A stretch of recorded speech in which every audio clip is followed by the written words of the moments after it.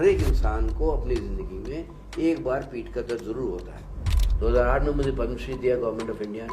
I used to treat past 3 presidents of my country, I am proud of that. इनकी जो vocal cord है वो इतनी खराब हो गई कि उसके ऊपर नोड्यूल्स बन गए। भारत टाइम में एक स्टोरी आई थी, एक लड़की थी Harjot Kaur, she was a finalist of Saregama.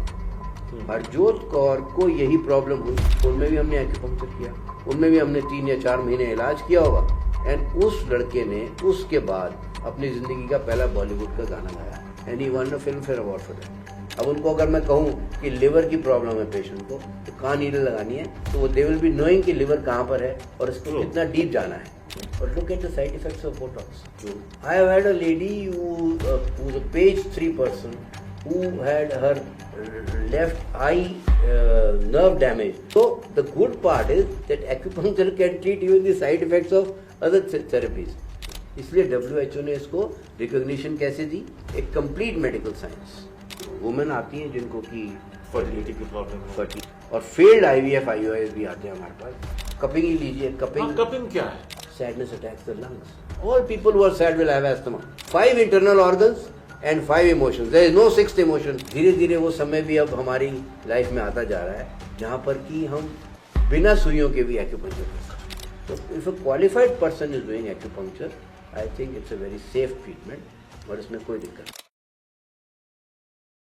Health wire media में आपका स्वागत है। मैं हूं शारिक खान और आज हमारे साथ एक खास मेहमान हैं डॉक्टर रमन कपूर, जो HOD हैं एक्यूपंक्चर के गंगाराम हॉस्पिटल में।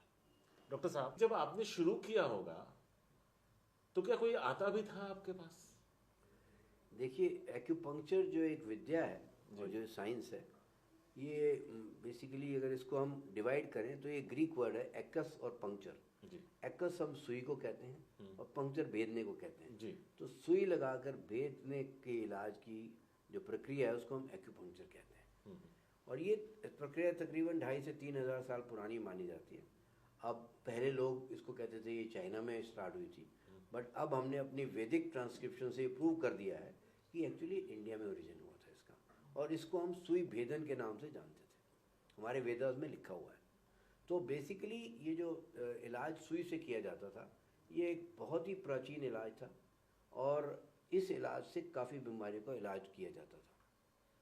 पर जैसे आपने कहा कि भाई आप को इसमें कैसे इंट्रोडक्शन हुआ या कैसे चले गए, तो बेसिकली मैं समझता हूँ जब मैंने MBBS अपना कंप्लीट किया और उसके बाद एक रुझान होता है, तो मैं समझ के चलता हूँ कि शायद डेस्टिनी में यही था मेरे लिए।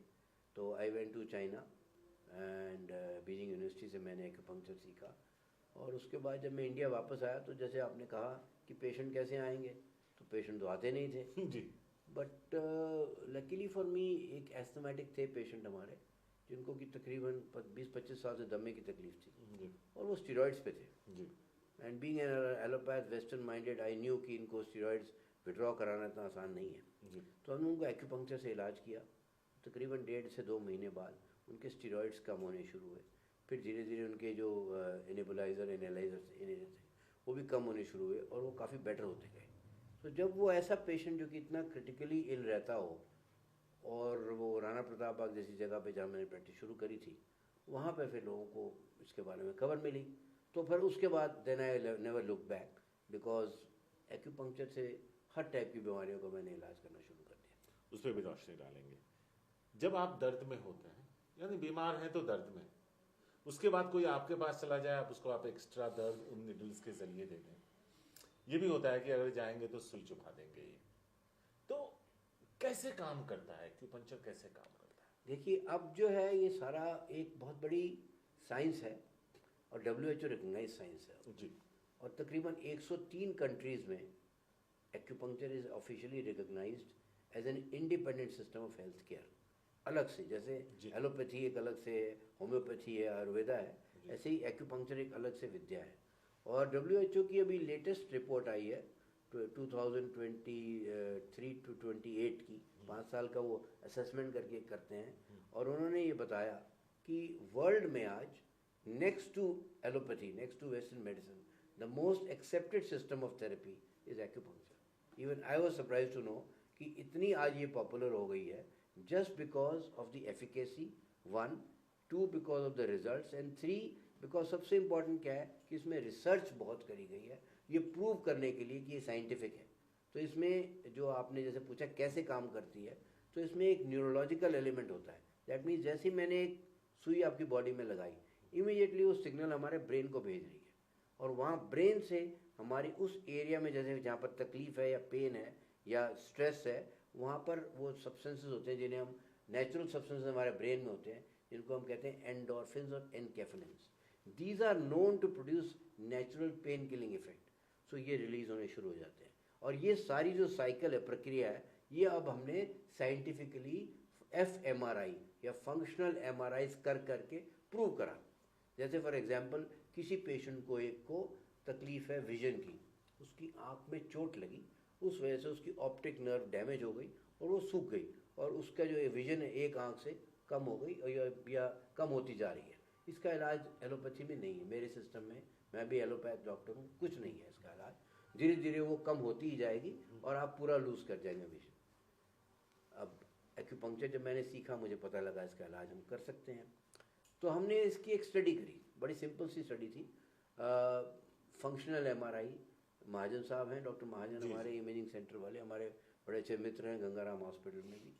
तो वहाँ पे हमने ये स्टडी करी कि भी हमने इस पेशेंट को एक fMRI की मशीन में डाला पहले, और उस पेशेंट में हमने देखा कि जो उनका फंक्शनल एरिया होता है आई का, विजन का हमारा, वो हमारे बैक में होता है, यहाँ ब्रेन के।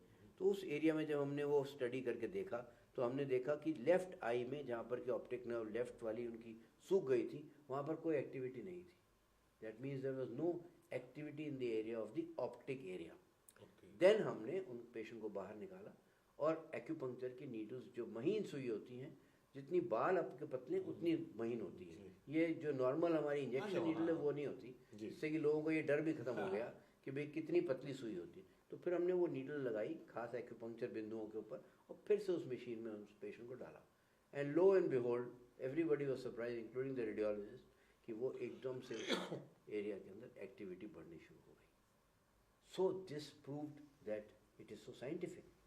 चाहे आप वो नीडल जो है, वो ज़रूरी नहीं है कि आपने उस एरिया में ही लगानी है, वो नीडल आपके हाथ में भी हो सकती है, आपके पैर में भी हो सकती है, पर उस चैनल का एक पाथवे है जिसके के थ्रू वो सर्किट बन रहा है, और उस सर्किट के थ्रू वो पर्टिकुलर एरिया में हम ब्लड का सर्कुलेशन बढ़ाते हैं धीरे धीरे।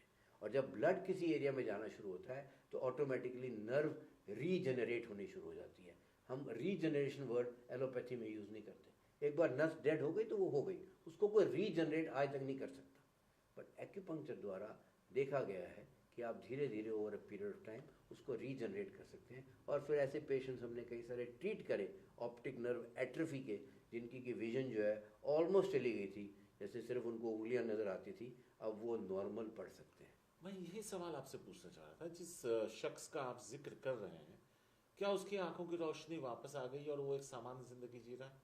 उसकी विजन, जैसे मैंने आपको बताया, सिर्फ हाथ की उंगलियां देख पाता था, उसकी विजन तकरीबन 6/36 आ गई, which means he is able to do or she is able to do normal activity by using normal glasses. तो इससे बढ़िया क्या हो सकता है? So this is a very challenging, and सबसे बेस्ट पार्ट क्या है एक्यूपंक्चर में, जो मेरी 42-43 साल की जर्नी है एक्यूपंक्चर की, उसमें मैंने बहुत सारे चैलेंजिंग केसेस करे। ये तो एक है जो आपको मैंने बताया, ऐसे और कई टाइप के पेशेंट्स आते हैं। अब मैं एग्जांपल मसलन आपको लेके चलूँ, आपने वॉइस की प्रॉब्लम्स होती हैं, जैसे जिसे हम कहते हैं सिंगर्स प्रॉब्लम। अब आपने सुना होगा कि कई सिंगर्स को जो कि बहुत बढ़िया गाना गाते हैं, उनको ना हाई पिच पे गाना गाना होता है। अब इसमें मैं एग्जांपल लेके चलूँ, हमारे बड़े एक फेमस बॉलीवुड सिंगर है अखिल सचदेवा, वो एक बैंड चलाते हैं दिल्ली में, नशा बैंड। और जब वो बैंड चलाते थे तो उनको धीरे धीरे, क्योंकि वो एक क्लब सिंगर थे, तो वहाँ पर बहुत लाउड गाना गाना पड़ता है, और लाउड जब तक नहीं गाओगे आपके पैर थिरकते नहीं हैं, और थिरकेंगे नहीं तो फिर आप कहते हो ये सिंगर तो बेकार है। तो वो थिरकाने के लिए आप और हम जैसे लोगों को उनको बहुत लाउड गाना पड़ता है। तो उनकी जो वोकल कॉर्ड है वो इतनी खराब हो गई कि उसके ऊपर नोड्यूल्स बन गए। नोड्यूल्स मतलब सोजिश आ जाती है। ठीक है, हाँ। अब वोकल कॉर्ड नोड्यूल का एलोपैथी में इलाज सिर्फ है सर्जरी, और जब हम उसको सर्जरी से हटा देते हैं तो आपकी वॉइस जो है हाई पिच पे जा ही नहीं सकती। That means you cannot sing high pitch songs, तो उसका कैरियर वहाँ समाप्त। अब जो पेशेंट इस हालत में हो और वो आपके पास आए, और वो कैसे आए वो भी आपको बड़ी इंटरेस्टिंग बात है कि उन्होंने नवभारत टाइम्स में एक स्टोरी आई थी, एक लड़की थी Harjot Kaur, she was a finalist of Saregama. Harjot Kaur को यही प्रॉब्लम हुई, उसके फादर उसको मेरे पास लेके आए गंगाराम हॉस्पिटल में। उन्होंने कहा ईएनटी डॉक्टर ने सर मना कर दिया, उनको भी वोकल कॉर्ड नोड्यूल थे, वो भी सिंगर थी, पर उन्होंने कहा कि इसका कोई इलाज हमारे पास नहीं है, अगर हमने इसको सर्जरी कर दी तो उसके बाद ये लड़की तो she went into depression, because naturally बात, जिसको अगर गाना ही सब कुछ है तो वो क्या करेगा। तो उन्होंने कहा कि भाई तो इलाज कोई है नहीं, तो मेरे पास आया, मैंने कहा देखो भी मैंने इसका चाइना में एक्यूपंक्चर ट्रीटमेंट देखा हुआ है, पर मैंने आज तक वोकल कॉर्ड नोड्यूल को कोई पेशेंट नहीं ट्रीट किया। उन्होंने कहा डॉक्टर साहब लड़की सामने आपके, आप इसका इलाज करिए, we will be more than happy कि अगर इसकी आवाज़ नॉर्मल आ जाए। और लक की बात देखिए, हमने उसका पूरा इलाज किया और तकरीबन 2.5 महीने के अंदर अंदर उस लड़की की आवाज़ नॉर्मल वापस आ गई, and she went on to become the second best singer in Saregama, and she is now in Bollywood. She is singing mainstream songs in Bollywood. She is working with Pritam Da, and she is a very successful personality. वो story जब अखिल ने पढ़ी, same story, उसको लगा कि ये तो same मेरी वाली प्रॉब्लम है, तो वो मेरे पास आ गए। तो जब वो मेरे पास आए तो उनकी भी इतनी प्रॉब्लम थी कि वो 4 महीने से वो गाना नहीं गा पा रहे थे क्योंकि उनके वॉइस में नोड्यूल्स थे वोकल कॉर्ड में। अब उनमें भी हमने एक्यूपंक्चर किया, उनमें भी हमने 3 या 4 महीने इलाज किया होगा, एंड उस लड़के ने उसके बाद अपनी ज़िंदगी का पहला बॉलीवुड का गाना गाया, and he won a Filmfare award for that. So he rose from there and today he calls me daddy. He says जो मेरे को पैदा करने वाले पिताजी हैं वो मेरे पिता नहीं हैं, वो मेरे बायोलॉजिकल फादर हैं, but actually you are my father, because मेरा जो एजुकेशन है वो इतनी कम है कि मैं ज़िंदगी में सिंगिंग के अलावा कुछ जानता ही नहीं था। और so for him his bread and butter has come back. So ऐसे लोगों को जब इलाज करते हो आप, तो जो खुशी मिलती है वो उसका कोई मुकाबला नहीं है। और उसके बाद मैंने कई और सिंगर्स को ये प्रॉब्लम ठीक करी। सो मेरे को लगता है कि कई एक ऐसी कंडीशंस हैं जिनमें कि हमारे पास कोई इलाज या कोई एक तरह का ना ऑप्शन ही नहीं है वेस्टर्न मेडिसिन में, और उसमें अगर आप इलाज कर सकते हैं तो एक बहुत बड़ी उपलब्धि है। डॉक्टर साहब यहीं पे सवाल था कि एक्यूपंक्चर से किस किस तरह की बीमारियां या कौन कौन सी बीमारियां हैं जिसमें डॉक्टर कपूर उनकी मदद कर सकता है। देखो, अगर हम हेड टू टो लेते हैं जी, तो सिर में शुरू होते हैं सबसे पहले तो हेडेक्स। मोस्ट कॉमन प्रॉब्लम जो हम ट्रीट करते हैं वो होती है हेडेक्स, सिर में दर्द। अब वो स्ट्रेस हेडेक हो जो कि आजकल बहुत कॉमन है जी, और माइग्रेन्स हो, आधे सिर का दर्द जिसे हम कहते हैं। फिर उसके बाद स्ट्रेस रिलेटेड इश्यूज होती है, इंसोम्निया, नींद न आना, बड़ी कॉमन प्रॉब्लम। अब उसमें लोग जो हैं वो लगातार अपना रोज़ पिल खाते हैं। पिल खाना कोई अच्छी चीज़ नहीं होती। बिल्कुल। आपको कभी कभार हुआ 6 महीने साल में या महीने भर में एक बार ही खा लिया, that is different. But if you regularly go on eating a medicine you will get addicted to it. फिर आपका क्या होगा, वो आपको आज 0.5 से आराम आ रहा है तो अगली बार आपको 1 मिलीग्राम, फिर 2, फिर 5, तो आपकी बॉडी एडिक्टेड हो जाती है, and then you cannot sleep without that medicine, and that is not quality sleep. True. तो इसमें हम क्या करते हैं, हमारे ब्रेन में कुछ एक हैप्पी हार्मोन्स होते हैं जो कि they are normally present there, but how to release them. So acupuncture में कुछ पॉइंट्स ऐसे होते हैं जिनमें कि नीडल लगाने से वो हैप्पी हार्मोन्स रिलीज होते हैं, as a result of which the patient from inside starts feeling more happier, less stressful, उसकी पर्सनैलिटी टाइप के अंदर भी इम्प्रूवमेंट आनी शुरू हो जाती है। So this is a very very natural treatment. इसमें आप बाहर से कुछ नहीं दे रहे हैं। सबसे बड़ा बेनिफिट क्या है, इसका कोई साइड इफेक्ट नहीं है। क्यों? क्योंकि आपने बाहर से कोई केमिकल आपने बॉडी में नहीं दिए ही नहीं, सिर्फ आपने कुछ बिंदुओं के ऊपर, पर वो बिंदु जानना और उन बिंदुओं पे एग्जैक्ट नीडल लगाना, यही सबसे बड़ी जादू है इस ट्रीटमेंट का, और यही नॉलेज है। इसलिए हम जो इसको ट्रेनिंग भी देते हैं, हम सिर्फ क्वालिफाइड मेडिकल प्रोफेशनल्स को देते हैं, चाहे वो एलोपैथ हो, चाहे वो आयुष का डॉक्टर हो, डॉक्टर होना चाहिए, चाहे वो फिजियोथेरेपिस्ट हो, because all these people they go through a normal medical course जिसमें एनाटमी, फिजियोलॉजी, पैथोलॉजी, सारी चीज़ें पढ़ाई जाती हैं। इसका मतलब उनको साइंटिफिक बैकग्राउंड होता है। अब उनको अगर मैं कहूँ कि लिवर की प्रॉब्लम है पेशेंट को, तो कहाँ नीडल लगानी है, तो वो दे विल बी नोइंग कि लिवर कहाँ पर है और इसको कितना डीप जाना है। तो अगर मैं ऐसे किसी क्वैक को सिखा दूंगा तो obviously he can do some wrong. So if a qualified person is doing acupuncture, I think it's a very safe treatment और इसमें कोई दिक्कत नहीं है. आपने हेडेक, उसके बाद मैं आगे आ रहा हूँ. हाँ, नींद. अब मैं आया चेहरे पे. चेहरे पे सबसे इम्पोर्टेंट होता है लकवा, फेशियल पैरालिसिस. इसके पेशेंट्स बहुत आते हैं हमारे पास और फेशियल पैरालिसिस में भी बहुत अच्छे रिजल्ट्स हैं. ठीक है. उसके अलावा अब कॉस्मेटोलॉजी पे आइए. आजकल कॉस्मेटिक्स का ज़माना है. People want to look smart, look younger, women want to look their best, and for that they are ready to even go for Botox. But look at the side effects of Botox. True. I have had a lady who was a page 3 person who had her left eye nerve damage because of Botox. And her eye became like this. She couldn't open the eye. Yes. Okay. And then she came to me for acupuncture. And we fixed it up with acupuncture. So the good part is that acupuncture can treat even the side effects of other therapies. So इसमें हम जो cosmetic करते हैं, face lift, उसमें हम क्या करते हैं, वी यूज सॉफ्ट लेजर्स. अब आपने पूछा, कहा भी अभी कि सर वो सिर्फ नीडल से इलाज होगा तो पेशेंट को दर्द होगा, तो सुई लगाने कैसे आएंगे. तो अब वो धीरे धीरे वो समय भी अब हमारी लाइफ में आता जा रहा है जहाँ पर कि हम बिना सुइयों के भी एक्यूपंक्चर कर सकते हैं. देखिए, अब बाकी सवाल कैन वेट. अब मेरा सवाल जो खुद से जुड़ा हुआ है, अगर अच्छा दिखने के लिए हम आपके पास आ जाएं तो आप हमारी क्या मदद कर सकते हैं? बाकी सवाल तो मैं बाद में पूछूंगा.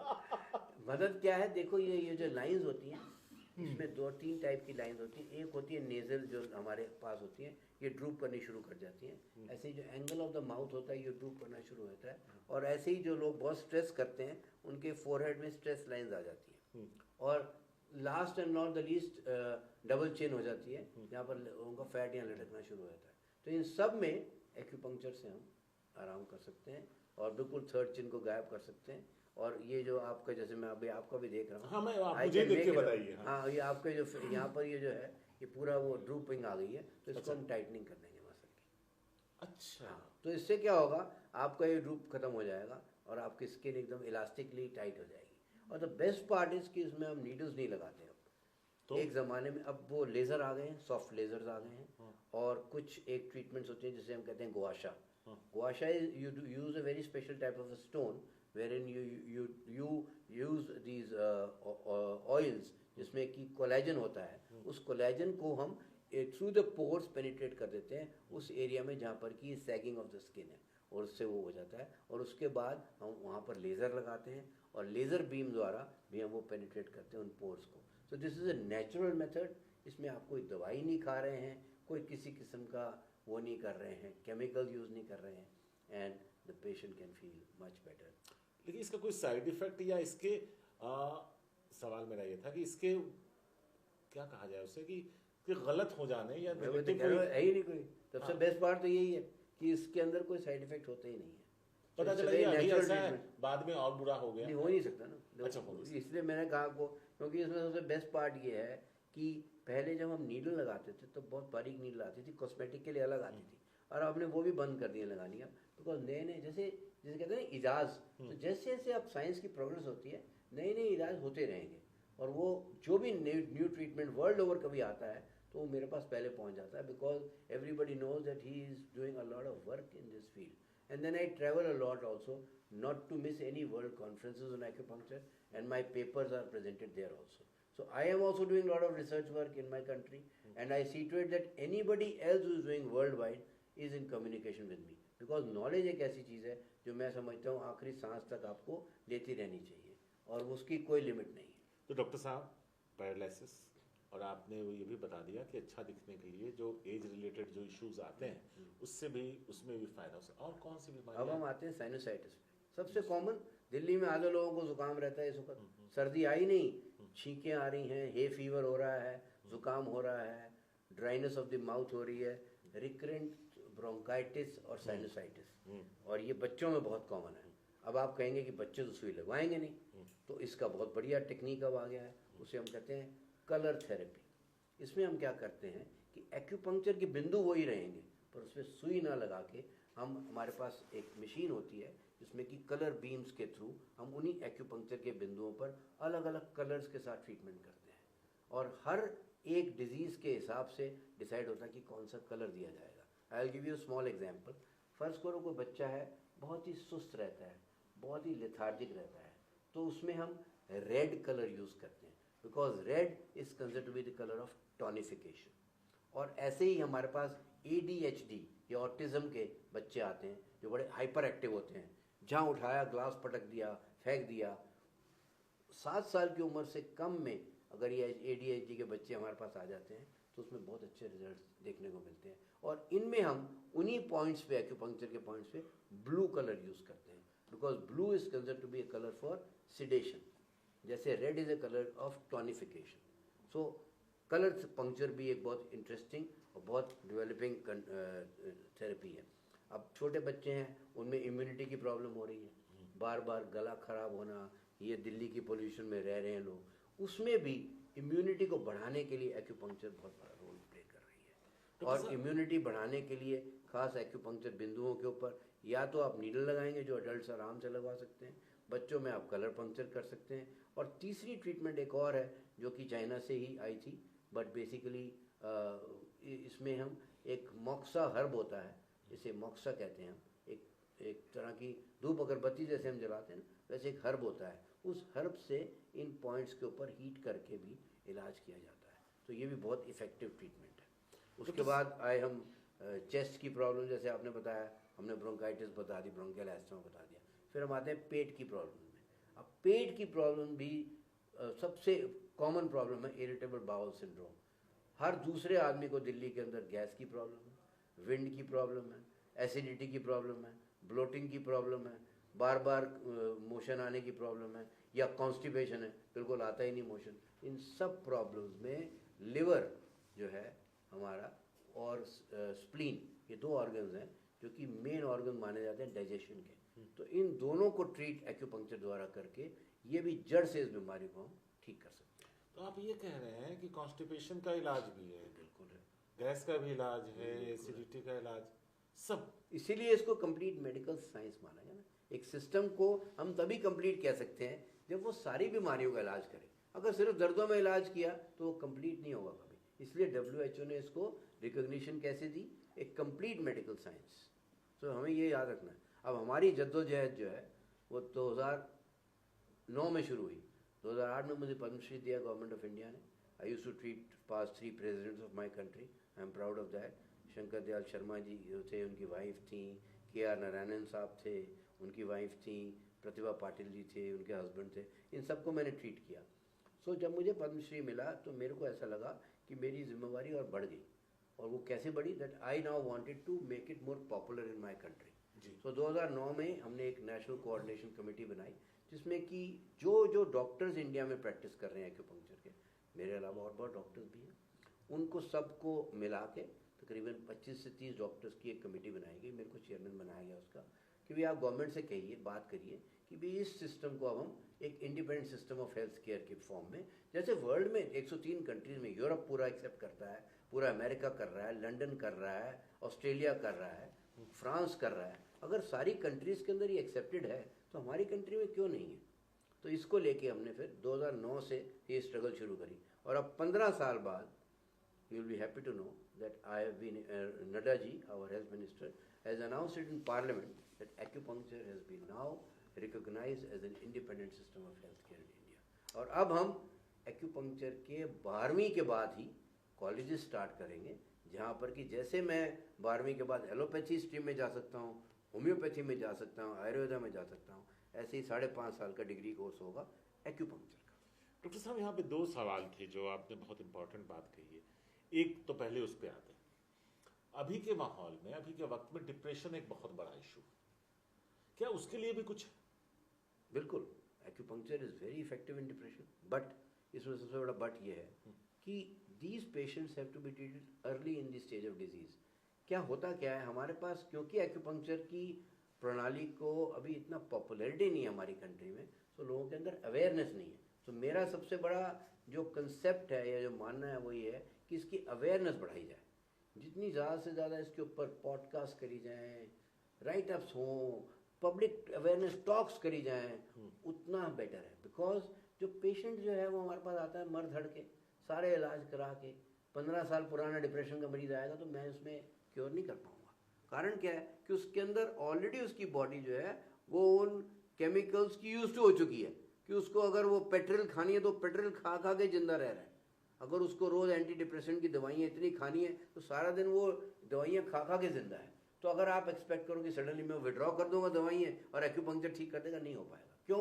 क्योंकि जितना बॉडी ऑलरेडी वो केमिकल्स की यूज टू हो चुकी है उसको विड्रॉ करना ईजी नहीं है। बट अगर हम पहले 3 से 6 महीने में बीमारी की डिप्रेशन हुई किसी को, उसको 3 महीने हुए, 2 महीने हुए, 4 महीने हुए, वो एक्यूपंक्चर के लिए आ जाए तो 1-1.5 महीने में खत्म है बीमारी। मतलब ही नहीं है कि डिप्रेशन के रह जाएगी, बिकॉज हमने उसको जो उसका रूट कॉज है उसको पकड़ लिया जल्दी से।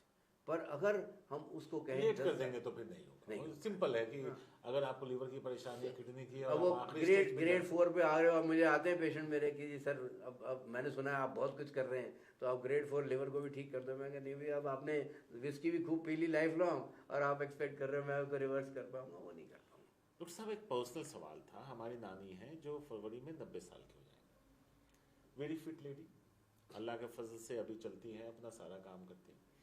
इधर मैंने कुछ वक्त से देखा कि उनकी याददाश्त जो है वो कम होती चली जा रही है। हमने MRI भी कराया तो उन्होंने कहा कि जो नस है वो सिकुड़ रही है याददाश्त वाली। अक्टूबर में मैं 10 दिन के लिए लंदन गया उनके साथ, मुझे 48 घंटे में वापस आना पड़ा क्योंकि उन्हें पता ही नहीं चला कि वो लंदन में। होटल में है तो बोल रही है कि मुझे अपने कमरे तक छोड़ दो, जहाज में बैठी है तो बोलती है हम यहाँ क्यों बैठे, मैं अपने कमरे में चली जाती हूँ। तो इसका हमने एलोपैथिक के साथ साथ आयुर्वेदा इलाज भी करवा रहा हूँ, काफ़ी इम्प्रूवमेंट है। क्या अगर हम उनको आप तक लेकर आए,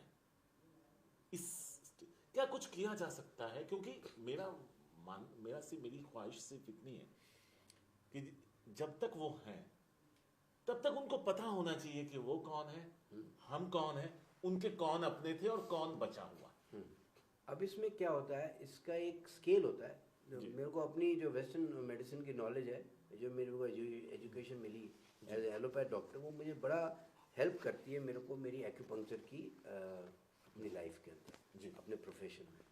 तो इसमें एक MMR होता है जिसमें कि हम एक क्वेश्चनियर होता है which is to find out your level of intelligence and your level of memory. So वो हम एक क्वेश्चनियर है। सॉरी मैं बीच में रोक दूँ, वो MBBS MS डॉक्टर हैं और NHS में लंदन में उन्होंने 50 साल काम किया। बहुत बढ़िया। हाँ, तो जो ये क्वेश्चनियर है ये बड़ा एक ऐसा क्वेश्चनियर है which has been developed by the western doctors only. But इस क्वेश्चनियर का बेनिफिट क्या होता है कि इसमें एक स्कोरिंग होती है। सो अगर आपका 30 का स्कोर है और आपका 30/30 स्कोर आ गया उसमें, तो दैट मीन्स आपको कोई डिमेंशिया नहीं है, कोई आपको मेमोरी की प्रॉब्लम नहीं। ठीक है। अगर आपका यही स्कोर लेस देन 10 और 12 आ जाता है तो आपको सीवियर डिमेंशिया है। और आपका ये स्कोर 12 से लेके 20 के बीच में हो गया तो मॉडरेट डिमेंशिया है। और अगर 25 से 30 के बीच में आपका स्कोर रहता है तो आपको माइल्ड डिमेंशिया। तो जो माइल्ड डिमेंशिया है पेशेंट्स में, वहाँ पर एक्यूपंक्चर कामयाब है। जहाँ मॉडरेट है वहाँ you will have to take a chance, जहाँ सीवियर है मैं मना कर देता हूँ। So we have to be very practical in picking up patients. Anybody walking to my clinic is not taken up as a patient.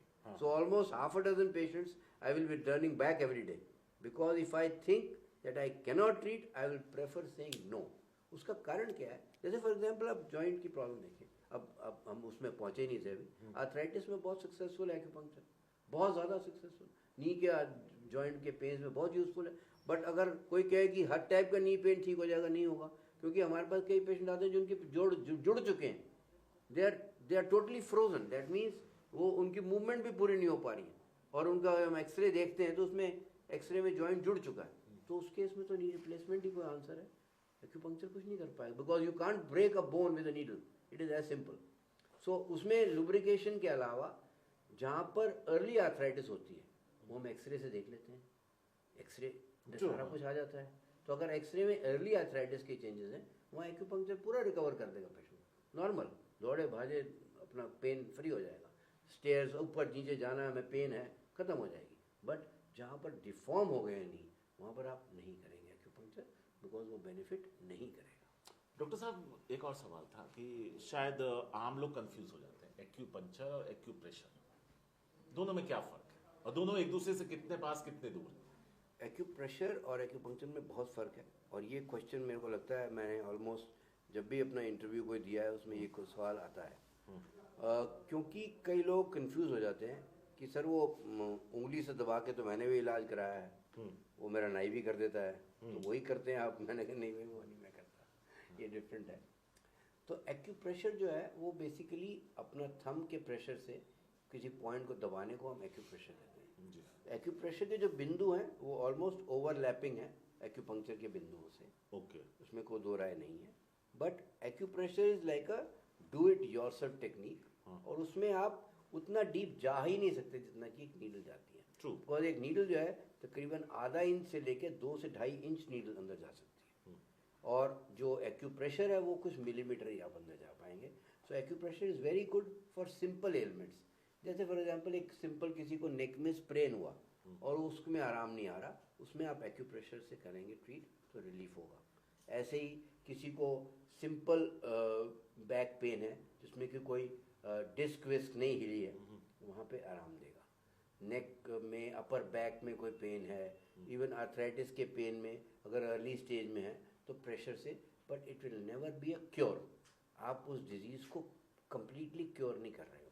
Acupuncture में you are going deep enough to be able to manipulate the channels of energy, जिसके के through ये ऊर्जा का हम मानते हैं एक सर्कुलेशन हो रहा है हमारी बॉडी में। उस ऊर्जा की सर्कुलेशन को करेक्ट करने के लिए ये हम एक्यूपंक्चर करते हैं। एक और सवाल था कि अमूमन दिमाग में ये आता है कि हम गए और आपने जैसे बोला आधे इंच से लेकर 2.5 इंच तक आपने नीडल घुसा दिया, इज दैट पेनफुल? मैंने आपको सबसे बड़ी इंपॉर्टेंट चीज़ ये बताई कि जो सुई है वो उसकी जो उसकी थिकनेस है वो हेयर जितनी पतली सुई होती है। तो उसमें जैसे किसी चींटी ने काटा हो या मच्छर ने, एक्चुअली ये मच्छर वर्ड आया किरण बेदी मैडम ने जब इंटरव्यू दिया नवभारत में, उन्होंने कहा सुई इतनी दर्द करती है जैसे किसी मच्छर ने काटा हो। तो बिल्कुल इतना ही बाइट होता है, इंसेक्ट बाइट जिसे हम कहते हैं, उससे ज़्यादा पेन नहीं होता। क्योंकि कारण क्या है कि जो इसकी एक टेक्निक है वो बड़ी स्पेशलाइज्ड है, जिसमें कि आप कितनी डेप्थ पे जा रहे हो, और जो बेसिक पेन जिसको हम प्रिक भी कह रहे हैं वो होता है स्किन के लेवल पे। एक बार नीडल अंदर चली गई उसके बाद आपको पता नहीं लगता, वो चाहे आधा इंच जाए 1 इंच जाए उसको आपको पता लगेगा ही नहीं।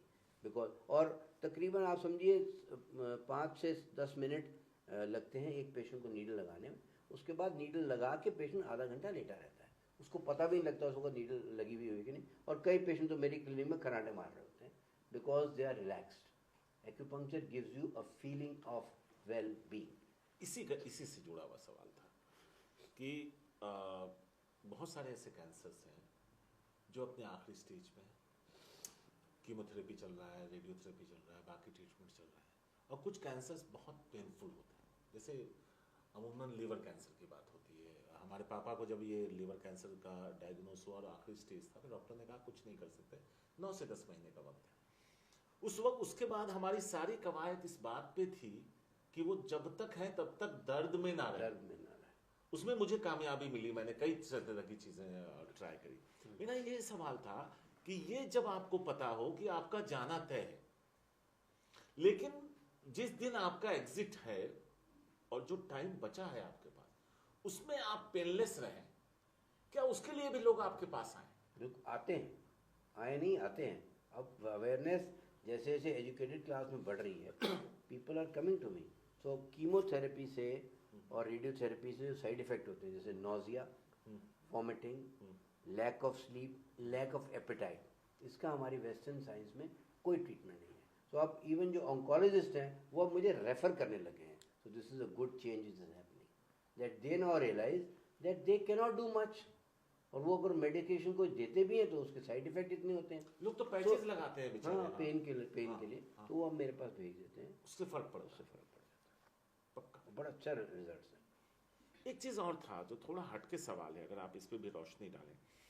अभी के वक्त में स्ट्रेस और लाइफस्टाइल ने लोगों के सेक्स लाइफ को बहुत इफेक्ट किया। बिल्कुल। क्या वैसे लोग भी आपके पास आए? बिल्कुल, क्या उसका इलाज है? आते हैं कि ईडी की परेशानी हाँ, है? बिल्कुल। ejaculation, early ejaculation, premature ejaculation, हाँ, उसके लिए हाँ, आते हैं, हाँ। उसके लिए आते हैं।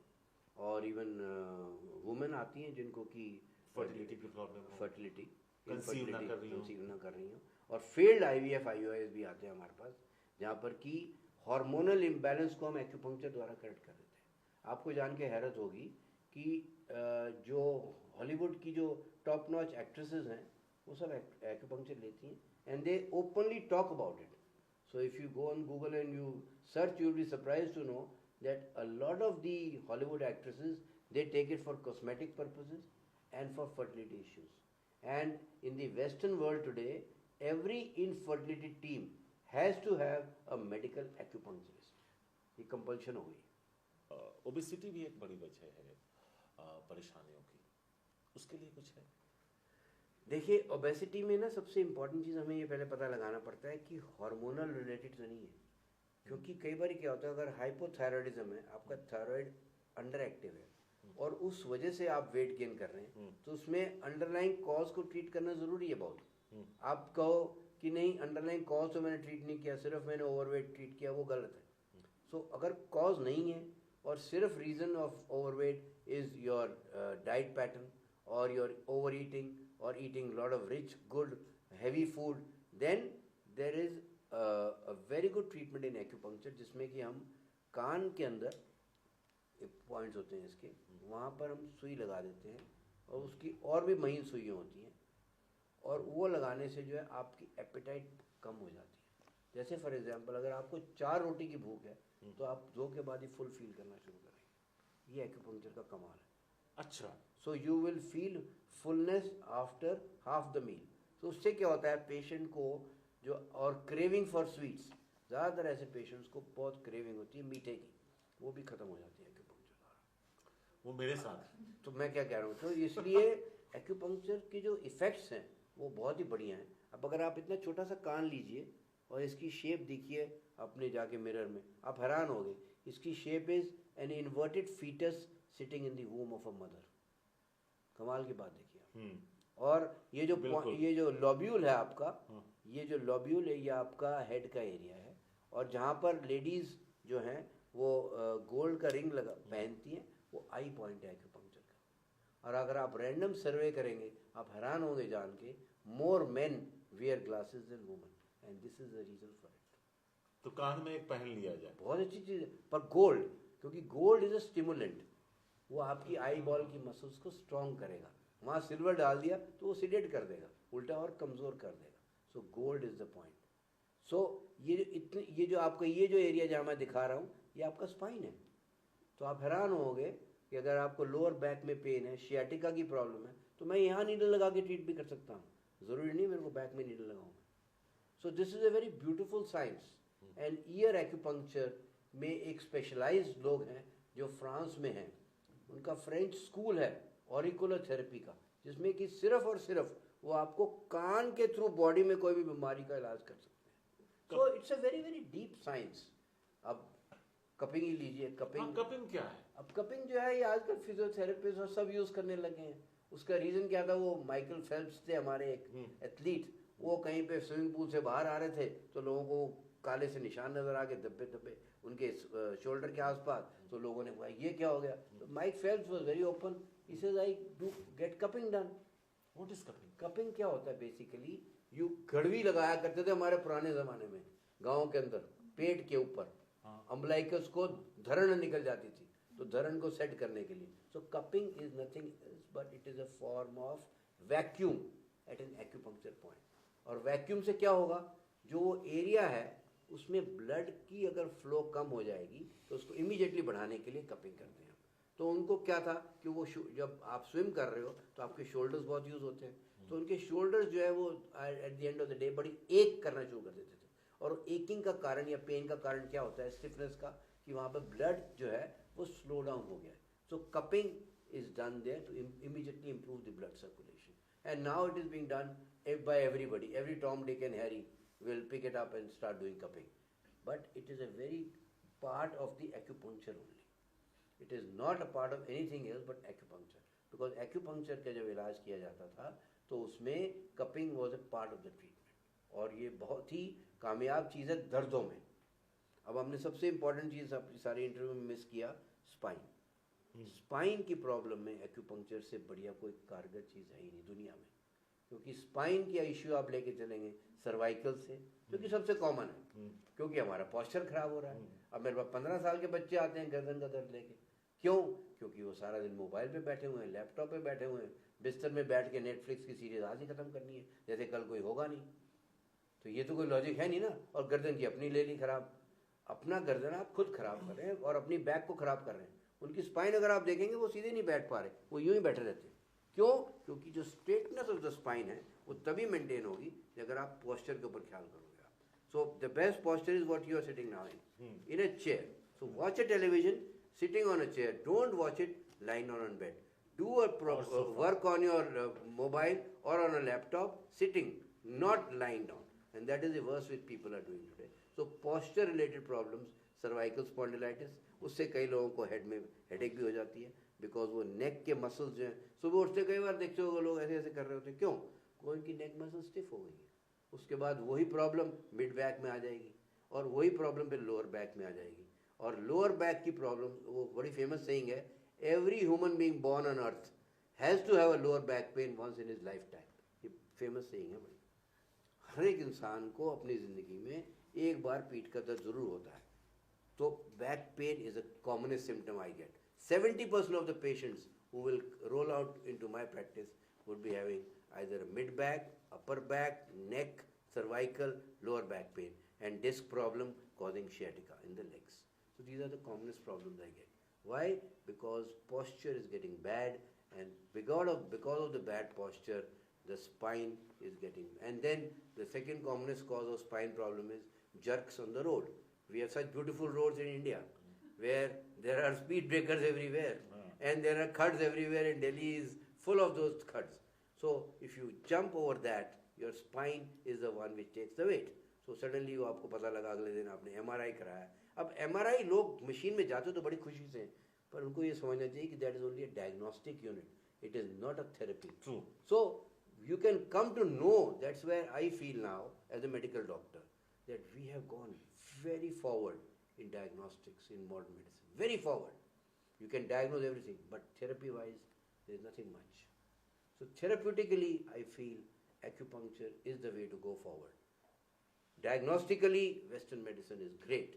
It can give you a lot of diagnosis. But when it comes to treatment, even common problems like sinusitis, like bronchitis, like bronchial asthma, like migraine, like cervical spondylitis, like lower back pain, like facial paralysis, we don't have treatments. Irritable bowel syndrome, acidity, you go on taking medicine for the rest of your life, but you are not curing it. True. Here you are able to cure the problem because हम root को treat करते हैं। ऐसे ही emotions की बात आई आपने, अब आपको हैरानी होगी कितना ब्यूटीफुली एक्सप्लेन करा जाता है एक्यूपंक्चर की थ्योरी में। 5 इमोशंस होते हैं, you, me, everybody, we have to go through 5 emotions in life, but these emotions should be in equal quantity in the sense कि जब ज़रूरत आए तभी गुस्सा आए तो ठीक है, पर बेज़रूरत कई लोगों को गुस्सा आता है, बिना बात के गुस्सा करते हैं, आपने देखा हो कई बार। तो anger in acupuncture theory attacks the liver. So कई पेशेंट मेरे पास ऐसे आते हैं जो कहते हैं कि सर मैंने ज़िंदगी में अल्कोहल नहीं पिया, मैंने ज़िंदगी में नॉन वेज नहीं खाया, मैंने इतनी अच्छी लाइफस्टाइल रखी, मेरे को लिवर का कैंसर कैसे हो गया? Anger. And if you ask their wives who come along, इससे ज़्यादा गुस्से वाला आदमी ज़िंदगी में मैंने देखा नहीं कभी। कहते हैं साल में 10 तो ड्राइवर इसने बदल दिए, क्योंकि हर ड्राइवर से लड़ाई कर लेता है कि तू 5 मिनट क्यों लेट आया। कुछ लोगों को लड़ने की आदत होती है। नहीं, दे angry, they very angry people. कहते हैं जी कुक के साथ लड़ लेगा कि ये कोई खाना बनाया फेंक देगा प्लेट उसके मुंह पे। So if you are that angry you will obviously damage your liver. It's so beautifully explained. The best part is कि ये मेरे वेस्टर्न मेडिसिन में, एलोपैथी में नहीं समझाया जाता, ना ही हम इसके बारे में बात करते हैं कभी। हमारे पास पेशेंट आता है, हम सीधे दवाई लिख के देते हैं और कहते हैं जाओ MRI कराओ, ये कराओ, वो कराओ, और डायग्नोज किया और ट्रीट किया। But when we come to eastern medicine, this is eastern medicine, this is what has been taught and down the generations it has developed. So anger, lack of joy, heart. People who are unhappy people, they'll always have heart issues. Worrying, all the time worrying, all the time. Anxiety and worry, spleen and stomach. digestive problems. Sadness attacks the lungs. All people who are sad will have asthma. आप किसी भी वो देख लो जो बंदा दुखी होगा ना उसी को दमा होगा, वो बड़ा दुखी रहता है, हरों का दुखी रहता है. And last, fear, kidney. So 5 internal organs and 5 emotions. There is no sixth emotion out of these 5. And we know these 5 emotions. So get angry when it is really required, then no problem. But don't get angry all the time. हाँ बेवजह. Be happy in life. If you are all the time no unhappiness की जी पैसा भी हैगा फिर भी मैं खुश नहीं हैगा तो उसका कोई इलाज भगवान के पास नहीं. So if you are worrying all the time for no reason, then you are affecting your digestive system. If you are sad all the time, you are affecting your lungs. And if you are fearful all the time, आपने देखा होगा जब भी आपको डर लगता है तो आप टॉयलेट जाते हो ना, दौड़ के पेशाब आया क्यों? Because your kidneys start overworking. So that is how the fear will go on, then going deeper into you. Initially the disease in acupuncture theory starts at the channel level. ये channel होता है, उस channel की फिर branches होती है nerves जो कि हमारे organ से connect होती है. जब channel कमज़ोर पड़ा फिर धीरे धीरे टिश्यूज़ के थ्रू वो ऑर्गन में बीमारी चली गई. जब वो ऑर्गन में बीमारी आ जाती है तब वो डिजीज़ के फॉर्म में. अब जैसे आपको लोग कहते हैं सर पहले कैंसर नहीं होते थे, अब कैंसर क्यों होते हैं? बिकॉज सबसे आसान है क्योंकि अब इमोशनली हम बड़े डिप्राइव्ड हैं, हम हर वक्त इन इमोशंस के घेरे में रहते हैं. So disease is definitely being caused due to a lot of emotional issues. So let us now understand that the disease processes are more related to emotions also. चलिए एक आखिरी छोटा सा जवाब दे दीजिए. एजिंग की वजह से किसी की दूर की नज़र खराब हो रही हो और नज़दीक की नज़र खराब हो चुकी हो, क्या आपके पास आए? नहीं. देखो ageing is a process, it's a degenerative process. Vision loss अगर हाँ किसी की नर्व, मैंने जैसे बताया ऑप्टिक नर्व, तो उसमें मैं हेल्प करूँगा, बट ये इसमें नहीं करूँगा. बट हाँ high myopia in children we have had very good results. Less than 7 years of age अगर मायोपिया है बच्चे को -5 -8 का नंबर लग गया है, वहाँ मैं हेल्प कर सकता हूँ.